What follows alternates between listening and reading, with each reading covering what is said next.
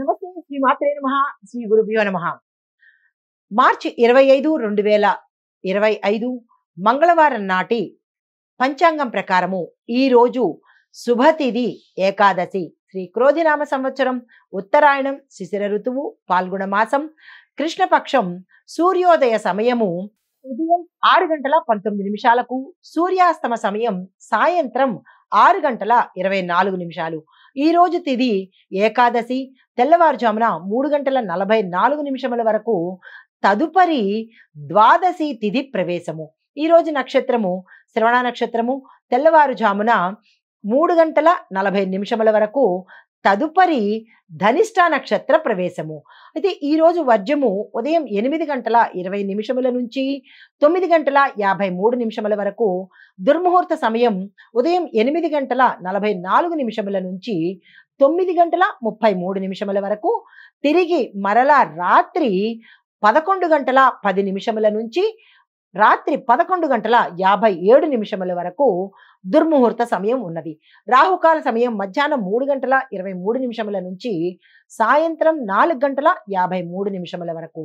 యమగండ కాలము ఉదయం 9:21 నుంచి ఉదయం 10:51 వరకు. అయితే బ్రహ్మముహూర్త సమయము తెల్లవారుజామున 4:43 నుంచి తెల్లవారి 5:31 వరకు. అమృత ఘడియలు సాయంత్రం 5:40 నుంచి రాత్రి 7:14 వరకు అమృత ఘడియలు ఉన్నవి. అయితే అభిజిత్ ముహూర్తము మధ్యాహ్నము 11:58 నుంచి మధ్యాహ్నం 12:46 వరకు ఉన్నది. ఇది నేటి పంచాంగం. నమస్తే. తదుపరి రాశి తులారాశి. ఈ రాశిలో ఉండే వృత్తి ఉద్యోగస్తులకు మీ రంగాల్లో ఉన్నవాళ్ళు చాలా జాగ్రత్తగా వ్యవహరించండి. ప్రమాదాలు సూచి కనపడుతున్నది.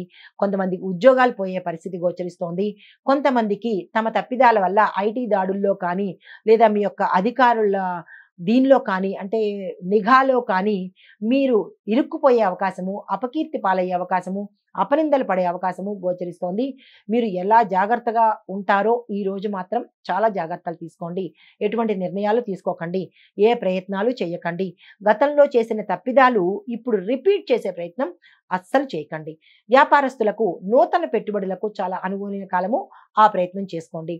కుటుంబపరంగా చూసినట్టయితే కుటుంబ సభ్యులతో ఈ రోజు మీరు గడిపే ప్రయత్నం చేయండి. కుటుంబంలో కూడా అన్యోన్యమైన వాతావరణం కనబడుతోంది. ఆరోగ్యపరంగా చూసినట్టయితే ఎటువంటి అనారోగ్య సూచనలు లేవు. అయినప్పటికీ ఆరోగ్యం మీద జాగ్రత్తలు తీసుకోండి.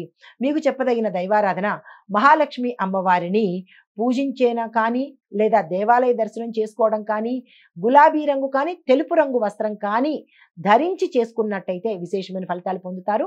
కీలకమైన నిర్ణయాలు తీసుకోవాలన్నా కానీ తెలుపు రంగు కానీ, గులాబీ రంగు వస్త్రాన్ని ధరించి తీసుకున్నట్టయితే కనుక మంచి ప్రయోజనాలు పొందే అవకాశం కనబడుతోంది. ఆ ప్రయత్నం తప్పనిసరిగా చేసుకోండి. నమస్తే. తదుపరి రాశి వృశ్చిక రాశి. ఈ రాశిలో ఉండే వృత్తి ఉద్యోగస్తులకు అనుకూలమైన మార్పులు చోటు చేసుకుంటాయి. దాన్ని యాక్సెప్ట్ చేసే ప్రయత్నం చేయండి. తరువాత వ్యాపారస్తులకు పెట్టుబడుల్లో విజయవంతంగా ఉంటుంది. వ్యాపార విస్తరణకు బాగుంటుంది. ఏ పని చేయాలన్నా ఈ రోజు తప్పనిసరిగా చేసేయండి. ఈ రోజు మీరు చేసిన పని ఉత్తర మంచి లాభాలను తెచ్చిపెడుతుంది. అయితే కుటుంబపరంగా చూసినట్టయితే సంతోషకరమైన వాతావరణం గోచరిస్తోంది. ఆరోగ్యపరంగా చూసినట్టయితే ఆరోగ్యం చాలా చక్కగా ఉంది. ఎటువంటి అనారోగ్య సూచనలు ఈ రోజు కనపట్టలేదు. అయితే మీకు చెప్పదగిన పరిహారము హనుమంతుడిని సాధ్యమైనంత వరకు పూజించే ప్రయత్నం చేయండి. ఆలయ దర్శనం చేసుకోండి.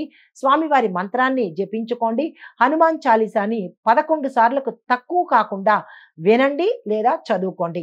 అయితే మీరు ఏదైనా కీలకమైన పని మీదకు వెళ్ళాలన్నా, ఆలయ దర్శనం చేసుకోవాలన్నా ఎరుపు రంగు కానీ, కాషాయ రంగు వస్త్రాన్ని ధరించి కనుక చేసినట్టయితే విజయవంతమైన ఫలితాలు పొందుతారు. నమస్తే. తదుపరి రాశి ధనస్సు రాశి. ఈ రాశిలో ఉండే వృత్తి ఉద్యోగస్తులకు మంచి పురోగతి సాధిస్తారు. డెవలప్మెంట్ కనబడుతోంది. గ్రోత్ కనబడుతోంది. స్థానచలనాలు కనబడుతున్నాయి. అది గృహంలో కానీ, లేదా మీ యొక్క ఉద్యోగ రంగంలో కానీ మంచి మంచి అవకాశాలు వస్తాయి. స్థానచలనాలతో పాటుగా ప్రమోషన్స్ వస్తాయి. ఆగిపోయినవన్నీ తిరిగి మళ్ళా పొందే అవకాశం ఈరోజు కనపడుతోంది. మీరు ఏ నిర్ణయాలు తీసుకోవాలనుకున్నా అంటే ఉద్యోగపరంగా, మీ కెరియర్ పరంగా ఏదైనా నిర్ణయాలు తీసుకోవాలంటే తక్షణమే ఈరోజు తీసుకోండి. మంచి ఫలితాలను పొందే అవకాశం గోచరిస్తోంది. అయితే వ్యాపారస్తులకు కొత్తగా పెట్టుబడులు పెట్టుకోవాలన్నా, విస్తరించాలన్నా లేదా కొత్తగా వ్యాపారంలోకి అడుగు పెట్టాలన్నా ఇలాంటి వాటన్నిటికీ కూడా ఈరోజు చాలా చక్కగా ఉండబోతోంది. ఆ ప్రయత్నం చేసుకోండి. అయితే కుటుంబ పరంగా చూసినట్లయితే చాలా అన్యోన్యమైన వాతావరణం కనబడుతోంది. శుభవార్తలు వింటారు, శుభకార్యాలు చేస్తారు. ఆకస్మిక ధనప్రాప్తి, భూమి, వస్తు, వాహన, గృహ యోగాలు కనబడుతున్నాయి. ఆ ప్రయత్నం చేసుకోండి. అయితే ఆరోగ్యపరంగా చూసినట్టయితే ఎటువంటి అనారోగ్య సూచనలు లేవు. అలా అని అశ్రద్ధ చేయకండి, జాగ్రత్తలు తీసుకోండి.